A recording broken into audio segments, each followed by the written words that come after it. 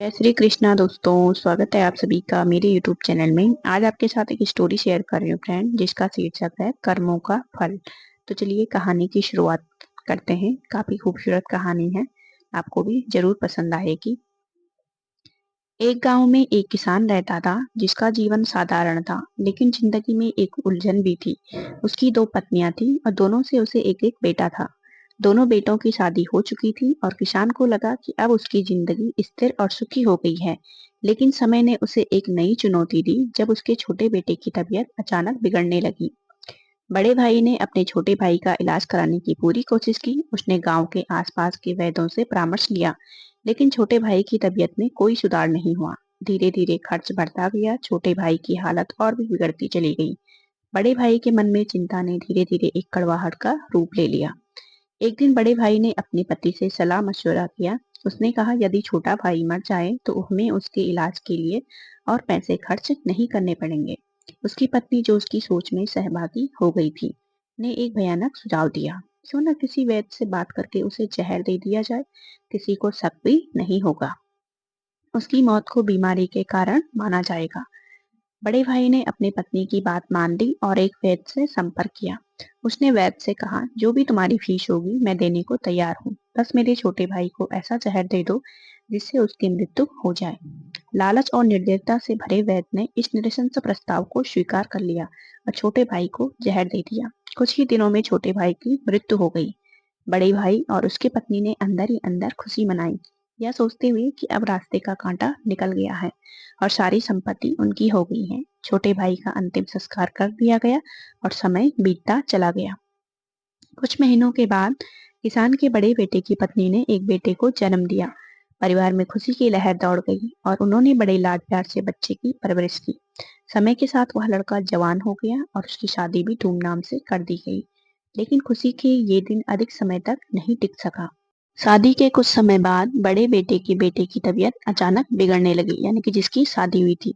उसके माता पिता ने उसके इलाज के लिए हर संभव कोशिश की, कई वैद्यों से परामर्श लिया और जो भी पैसा मांगा गया वो देने को तैयार थे। अपने बेटे की जान बचाने के लिए इन्होंने अपनी आधी संपत्ति तक बेच दी थी। लेकिन इसका स्वास्थ्य लगातार बिगड़ता गया। अब वह मौत के दरवाजे पर खड़ा था। शरीर इतना कमजोर हो चुका था कि उसकी हालत देखकर दिल दहल उठता था।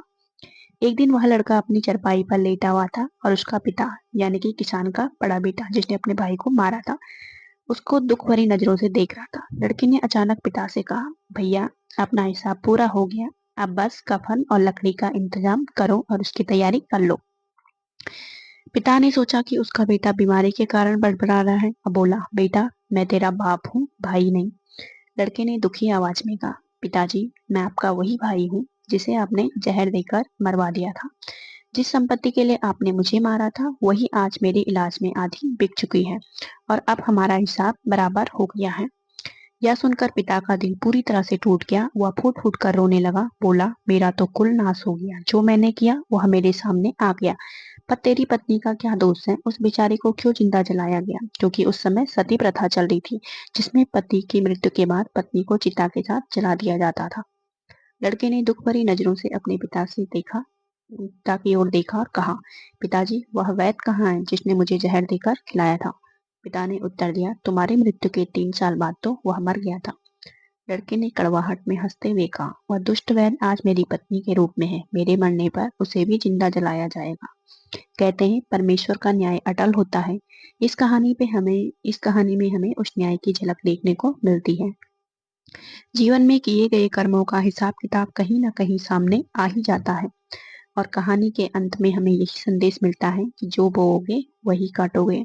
जीवन में सच्चाई और ईमानदारी से जीना ही सबसे बड़ा धर्म होता है। तो इसलिए हमेशा सच्चाई के मार्ग पे चलें और किसी का अहित ना करें। तो ये थी फ्रेंड आज की कहानी। आपको कैसी लगी कमेंट में जरूर बताइए। कहानी पसंद आए तो please like, comment and share. और आज की वीडियो देखने के लिए आप सभी का दिल से धन्यवाद। मिलते हैं आपसे नेक्स्ट वीडियो में नए टॉपिक के साथ। जय श्री कृष्णा दोस्तों।